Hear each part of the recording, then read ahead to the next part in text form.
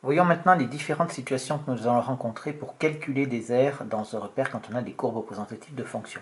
Donc avec la fonction continue positive, on l'a déjà vu, c'est l'intégrale de la fonction sur l'intervalle AB, je ne reviens pas dessus.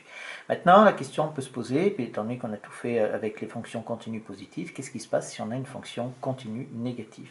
Eh bien entendu, si je prends une fonction continue négative ici, cette aire-là, qui est donc entre la courbe et l'axe des abscisses, toujours avec nos deux droites verticales d'équation x égale à x égale b, eh bien, on peut faire la symétrie, c'est-à-dire je pourrais la faire basculer de l'autre côté et j'aurai exactement la même aire et j'obtiendrai une fonction positive. Donc on va dire si f de x est négatif sur AB,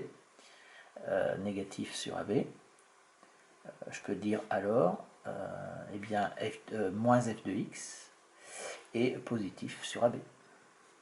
Et on a terminé. Du coup, je vais pouvoir dire donc que mon aire bleue, ici, elle va être égale à quoi? Eh bien, elle va être égale à l'intégrale de a à b de moins f de x dx. Voilà, c'est-à-dire que si la fonction est négative, on prend moins f pour avoir l'aire, parce qu'autrement on obtiendrait un résultat négatif. Ça, vous verrez ça dans le deuxième chapitre sur les fonctions, sur le calcul intégral, et ça poserait un problème. Ici, il ne faut pas oublier qu'on est en unité d'aire.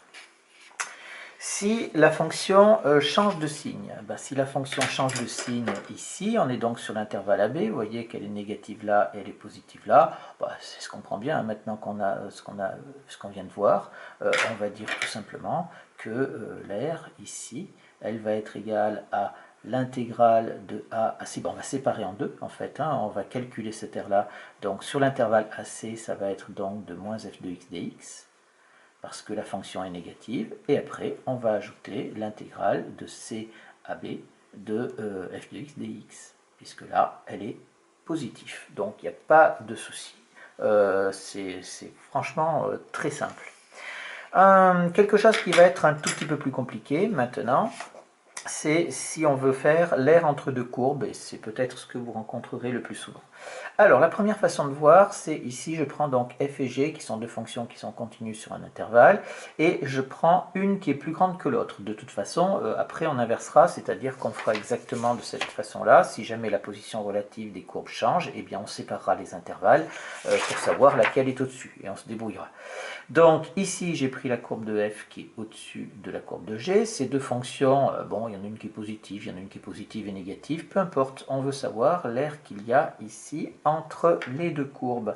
Eh bien, si on revient à ce dont on parlait dans le paragraphe précédent avec les histoires de rectangles, et on avait dit qu'on prenait des rectangles de plus en plus petits pour avoir une aire approchée. Bon, on peut faire exactement la même chose ici, c'est-à-dire qu'on va prendre des rectangles avec une largeur de plus en plus petite, c'est-à-dire que ça va nous donner notre dx. Et en fait, si on veut la hauteur d'un rectangle, et bien la hauteur d'un rectangle, ça va être la hauteur qui est entre les deux courbes, et ça va être donc f de x moins g de x. Et donc, on va avoir ici l'aire, donc l'aire, cette fois-ci, elle est orange, donc je vais l'écrire comme ça, qui va être égale à l'intégrale de a à b de f de x moins g de x dx. Alors f de x moins g de x, je le marque comme ça, entre parenthèses, et je mets dx.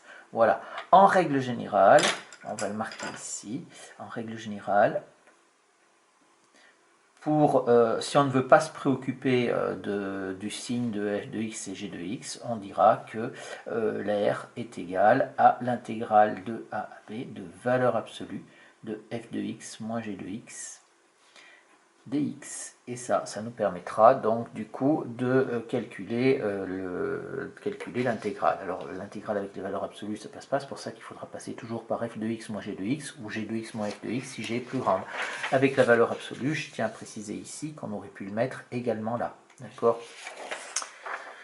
Enfin, une autre façon de voir cette aire entre deux courbes, là je le fais avec les fonctions continues positives. Donc vous voyez, cette fois-ci, j'ai mes deux fonctions, j'ai fait un dessin pratiquement similaire, et je veux calculer donc l'aire orange ici, avec j'ai toujours mes valeurs de A et de B qui va être ici. Alors là, on va travailler avec les aires, c'est-à-dire que là j'ai ma courbe, la courbe représentative de la fonction f. Donc je peux calculer ça, on sait le calculer, hein, c'est-à-dire que je peux prendre ici toute l'aire qu'il y a sous la courbe bleue, c'est-à-dire sous la courbe de f, et ça va me donner quelque chose comme ça. Et je vais prendre également toute l'aire qui est sous la courbe rose, donc je vais avoir tout ça. Et on est bien d'accord que ici, au niveau du dessin, qu'est-ce qu'on va obtenir? On va pouvoir dire que l'aire orange, ici, eh bien, elle va être égale à quoi? Elle va être égale à l'aire bleue, moins l'aire rose. Et c'est fini à ce moment-là, parce que quand on va dire ici notre aire orange, elle va être égale donc à quoi? Eh bien, elle va être égale à l'aire bleue, c'est-à-dire l'intégrale de a à b de la bleue, c'est la fonction f, donc de f de x dx, moins l'intégrale de a à b, c'est-à-dire l'aire rose, l'intégrale à b de g de x dx. Et ici, alors il faut une propriété qui est quasiment évidente, c'est-à-dire que vous comprenez bien que ici, eh ben, on se retrouve avec f moins g aussi, et ça va nous faire être égal à l'intégrale de a à b de f de x moins g de x dx. Voilà comment est-ce qu'on peut avoir en admettant une petite propriété, mais qui est évidente.